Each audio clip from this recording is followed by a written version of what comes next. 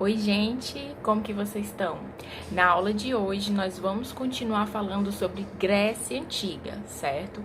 Mas nessa aula eu quero que a gente crie o hábito de sempre quando vocês forem assistir o vídeo de história e de geografia, vocês pegarem um caderno de vocês, caneta, lápis, para vocês fazerem as anotações, certo? Então, pausa o vídeo aí e vai lá pegar caderno e caneta. Quando a gente falou de Grécia Antiga, eu falei para vocês que a Grécia Antiga ela é dividida por fases, certo? Então, já anota aí as fases, se você não anotou no vídeo anterior, já anota as fases principais da Grécia Antiga. A primeira fase é a fase pré-homérica. É aquela fase em que Homero, que escreveu os principais poemas da Grécia Antiga, ele ainda não tinha escrito, por isso que se chama pré-homérica.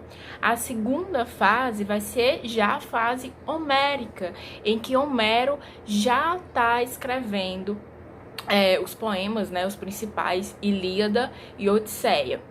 A terceira fase é a fase do período arcaico, é o momento em que vai ter a formação da polis. A quarta fase é a fase do período clássico, que vai ser o auge das cidades-estados, né, da polis grega.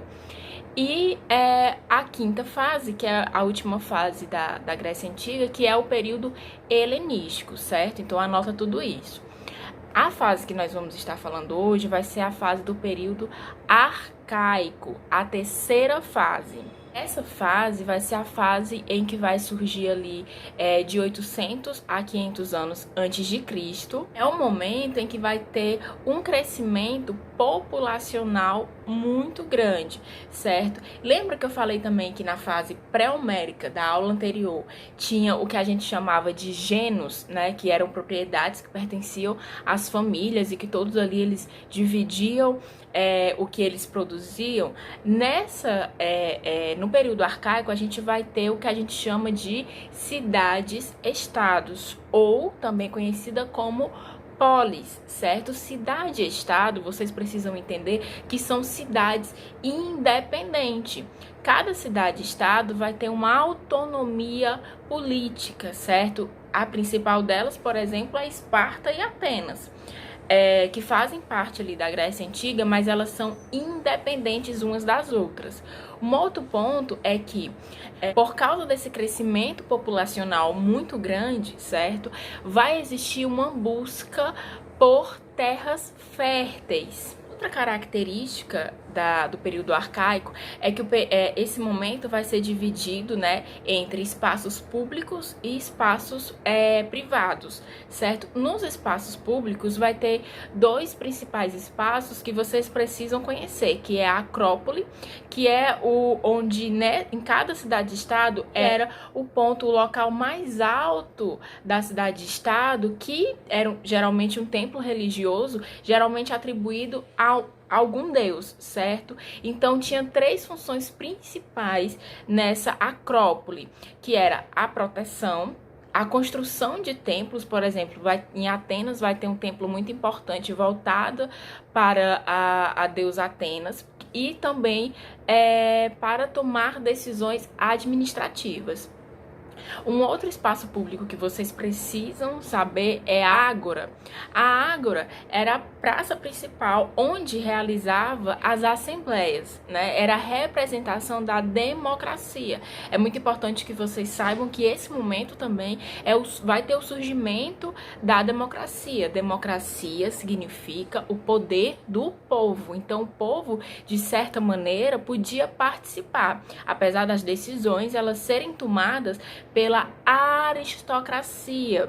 Outra questão, vai ter o surgimento da aristocracia, que vai ser um grupo de gregos, um grupo pequeno, inclusive, que vai estar ali controlando os principais cargos públicos da Grécia Antiga. Outro ponto é que nesse momento do período arcaico vai ter um crescimento muito grande de escravos, certo? Esses escravos eles eram feitos ou por dívida ou eles eram capturados nas guerras. Então, quando duas cidades, estados, duas polis entravam em guerra, nesse momento eles faziam a prática, né, da captura de pessoas, né, dos seus inimigos, para se tornarem seus escravos.